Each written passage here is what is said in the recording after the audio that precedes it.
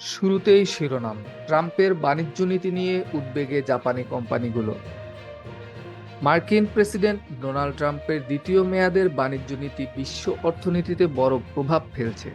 তার শুল্ক নীতি ও বাণিজ্য কৌশল নিয়ে উদ্বেগ বাড়ছে জাপানেও। এক জরিপে দেখা গেছে 90% বেশি জাপানি কোম্পানি মনে করে ট্রাম্পের নীতিগুলো তাদের ব্যবসার জন্য ক্ষতিকর হতে পারে।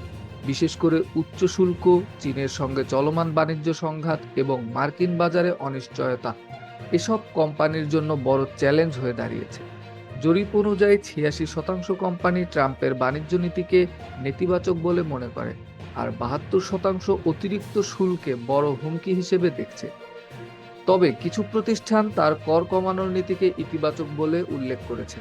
এই পরিস্থিতিতে জাপানি কোম্পানিগুলো ধীরে চলার নীতি গ্রহণ করছে এবং সম্ভাব্য ক্ষতির জন্য প্রস্তুতি নিচ্ছে। এখন দেখার বিষয় তারা ট্রাম্পের নতুন বাণিজ্য নীতির সঙ্গে কিভাবে মানিয়ে নেয়। নতুন আপডেট পেতে আমাদের চ্যানেল সাবস্ক্রাইব করুন, ভিডিওটি শেয়ার করুন এবং কমেন্টে আপনার মতামত জানাতে ভুলবেন না। ধন্যবাদ।